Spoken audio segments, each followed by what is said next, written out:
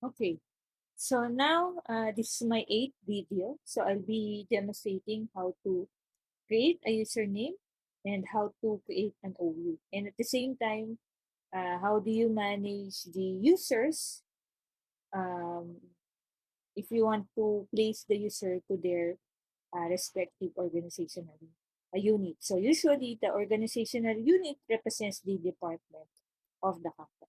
So now, here is my server. So I just log in. So I want to log into the administrator. So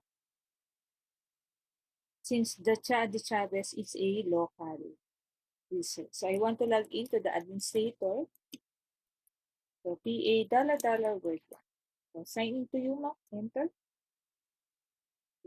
Administrator, PA $word. So I'll be creating 3 user accounts, and then I'll be creating 3 organizational unit, and then those users that I have created in the user container or user folder will be moved to the organizational unit. Okay? So that I can also test the user accounts to my client. So mag-other user ako. Okay, so now, in order to create user accounts, I have to go to the tools, then Active Directory, users and computers. So, dito lang po yan, tools, then Active Directory, users and computers. So, dito po tayo na gumamanage ng ating mga user accounts. So, expand natin yan. Yan. So, ang mga tawag dito ay container. Okay? And within the container, you have objects. So, these are called objects. So usually we create users under the users container. Ayan. So may mga default users siya dito. Okay, so as you can see, may mga different icons siya na ginamit. Pag katulad nito, isang tao lang siya, ibig sabihin it's a user. Pag may nakita naman po kayo katulad nito na 2 tao, it means it's a group. So these are types of object that you can see here in our Active Directory tools. So now let's create a users. And then as you can see also, there are so many, or there are at least 20 default users here or default objects.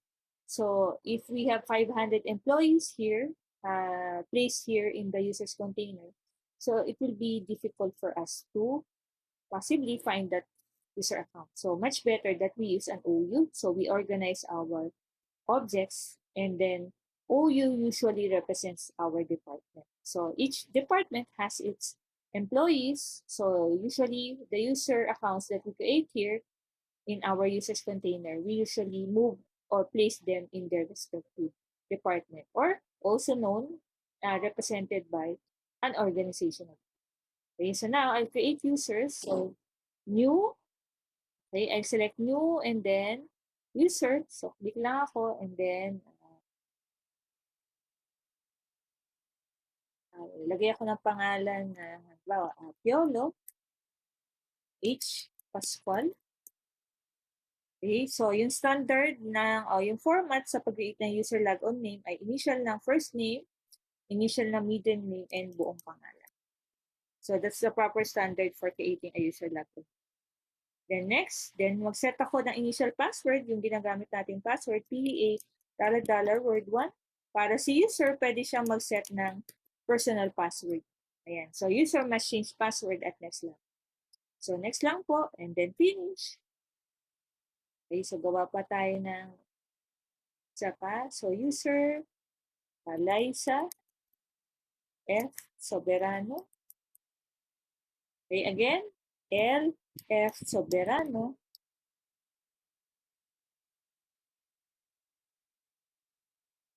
L. F. Soberano. Okay, initial ng first name at saka initial na name, initial na middle. Okay, next. And then PA $word1. PA $word. The user must change password at next lang. So next, and then finish. Isa pa po. user.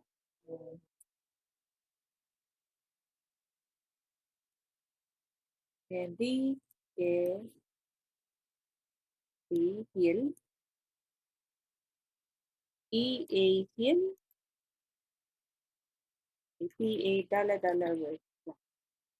P, A, dollar word. The user must change password and text log on next.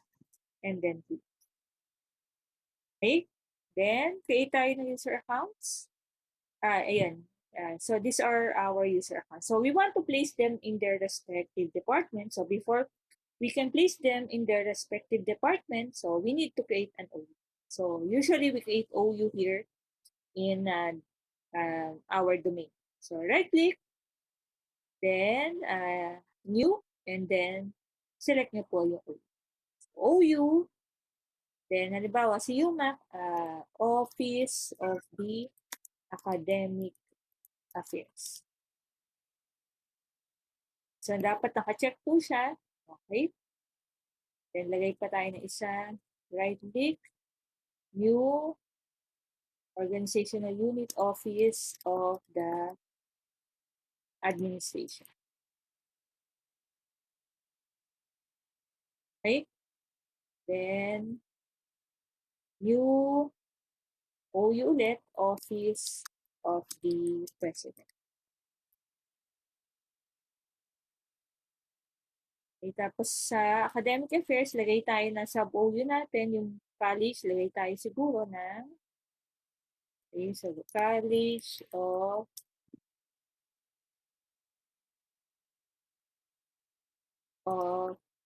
Computing and Information Science. Okay, gawa pa tayo ulit. Saan tayo? Lagay ulit tayo dito. So, kung saan tayo mag-create, i-highlight natin siya. College of Arts and Letters. Okay, ayan po. So, now we have 3 OUs and we have 2 sub-OUs. So, punta ulit tayo na users container. Ilipat natin sila. So, halimbawa, si Piolo is nasa department ng CCIS. So, move natin siya. Hanapin natin si CCIS ay nasa Office of the Academic Affairs. Expand lang natin. Then select natin. Ayan. And then pick OK. So ayan. Nawala na po si Piolo. Then si Liza, ilagay natin sa, so nasa department naman siya ng Office of the Administration. So wala tayong sub-OU sa Office of the Administration. So select lang po natin siya and then OK. And then si Enrique Hill, right-click, again move, ilagay natin sa Office of the Academic Affairs. So, okay. Ayan, so nawala na po. So, when we click on ayan, si Enrique, nasa Office of the Academic Affairs, and then under ng College of Computing, nandun si Piolo, and then sa President or Administration, nandun si Liza. So, that is how you manage your users. Okay, so let's try to log in. Yung isa man lang. So, para makapag-change ng password. So, other user, PH Pascual. Okay, PA word 1. Enter.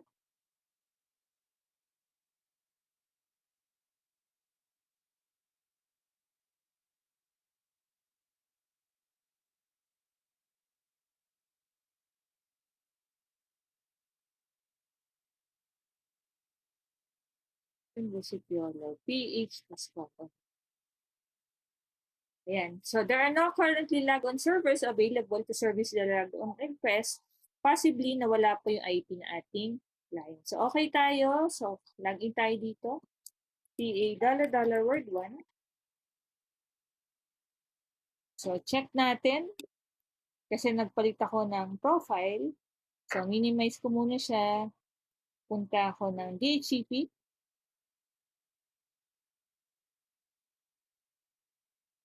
Yun. So, naka-down po yung aking DHCP. Ayan. Kaya, there are no log-on servers.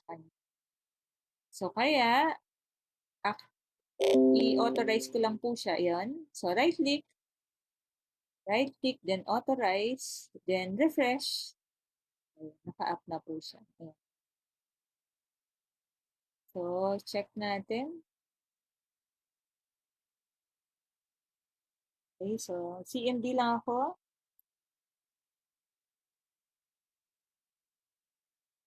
ipconfig/all.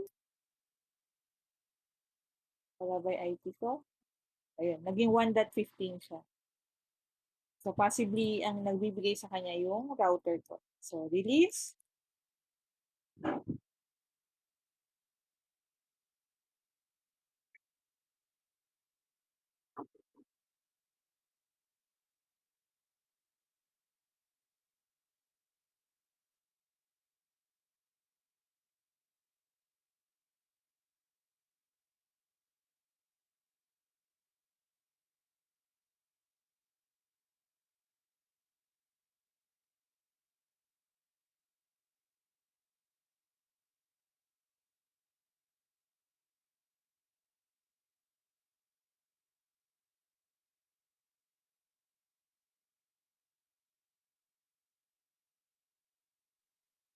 Okay, so wait lang natin mag-release siya.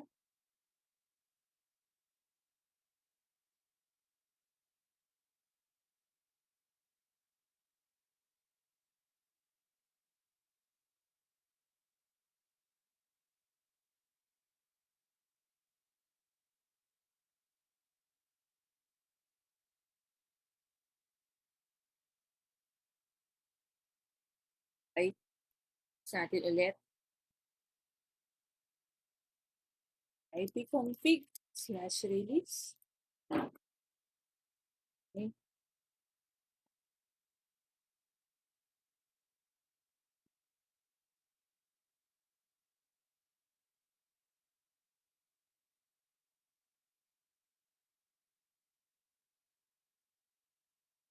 Yan.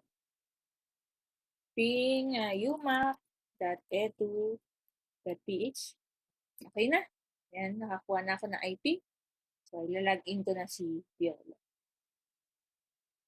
Okay, so sign out lang ako.